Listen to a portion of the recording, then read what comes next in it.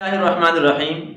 ناظرین، آج میں 3 طالب علموں کی کہانی آپ کے ساتھ شیئر کروں گا، لیکن اس سے پہلے ایک بات سن لیجئے کہ انسان جس راستے پہ چل پڑتا ہے، قدرت اس کے لیے اسی راستے کو آسان کر دیتی ہے۔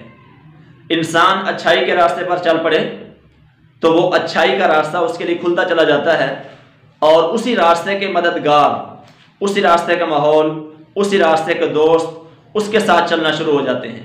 اکیلا ہی چلا تھا جانب منزل، لوگ ملتے گئے اور کارواں بنتا چلا گیا۔ اور اسی طرح اگر ایک انسان برائی کے راستے پہ چلتا ہے تو اس کو برائی کا ماحول ملنا شروع ہو جاتا ہے، برے اس کے دوست ہو جاتے ہیں، بری سوسائٹی اس کو مل جاتی ہے۔ تو مطلب یہ کہ جس راستے پر جو انسان چلنا چاہے وہ راستہ قدرت اور فطرت اس کے لیے کھول دیتی ہے۔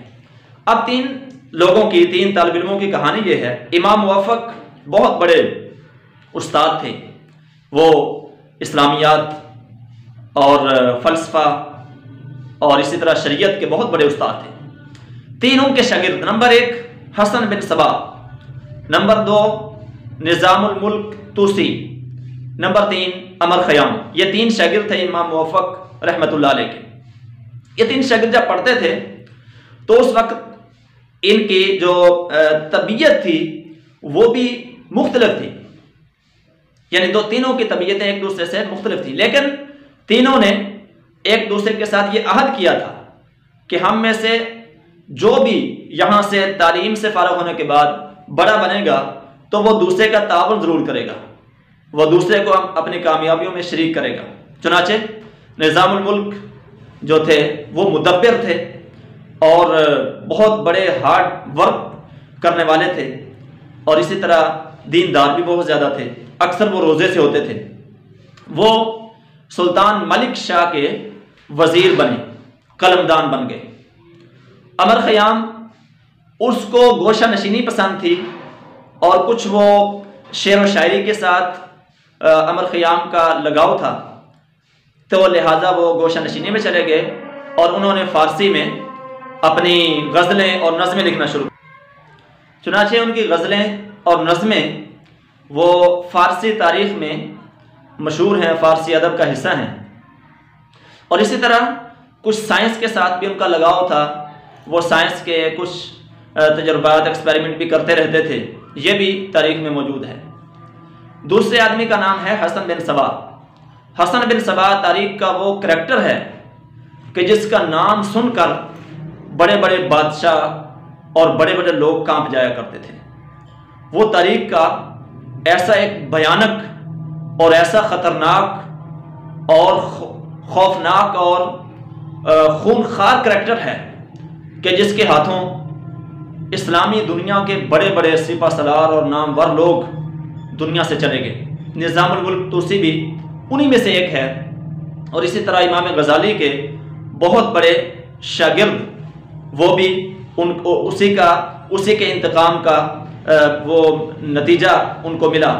اور اسی طرح امام شامی، وہ بھی اسی کے انتقام کی بھینٹ چڑھے۔ اور اس کے علاوہ خود ملک شاہ کے بیٹے سلطان برقیہ روک، یہ بھی، اور اس کے علاوہ سلطان صلاح الدین ایوبی پر بھی اس کی جماعت نے حملہ کیا، کئی حملے کیے، اور عماد الدین زنگی رحمۃ اللہ علیہ کو بھی اسی کی جماعت نے قتل کروایا۔ سلطان نور الدین زنگی کو زہر دلوانے والے بھی یہی لوگ تھے۔ یعنی بہت سارے واقعات ایسے ہیں کہ بڑے بڑے نامور لوگ اس فرقے کی بھینٹ چڑھ گئے۔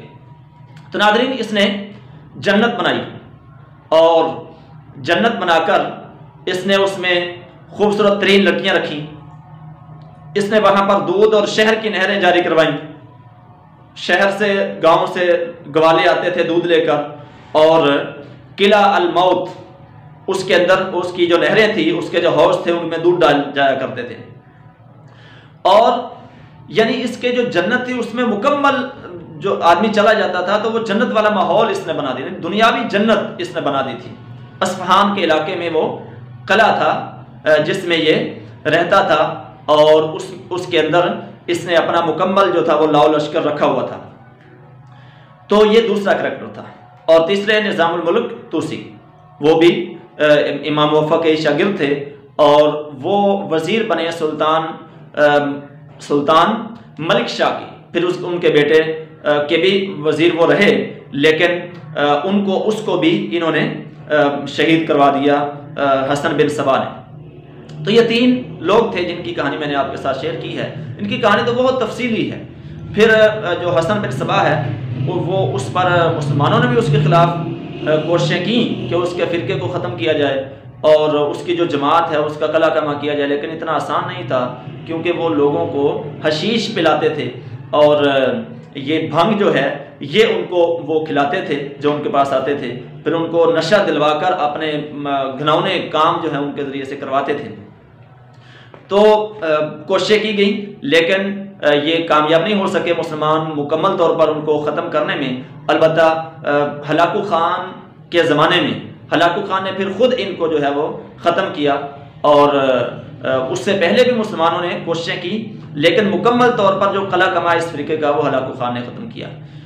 تو بنیادی بات یہ ہے کہ انسان جس راستے پر چل پڑتا ہے اس کے لیے وہی راستہ آسان ہو جاتا ہے۔ سبق یہ ہے، تو ہمیں چاہیے کہ ہم نیکی کے راستے پر چلیں، قرآن کے راستے پر چلیں، حدیث کے راستے پر چلیں، نبی پاک صلی اللہ علیہ وسلم کے راستے پر چلیں، صحابہ کے راستے پر چلیں۔ اللہ تعالی ہمارے لیے یہ راستہ آسان کر دیں گے۔ اللہ تعالی ہمیں اور ہمارے بچوں کو اللہ تعالی نیکی کے راستے پر چلنے کی توفیق عطا فرمائے۔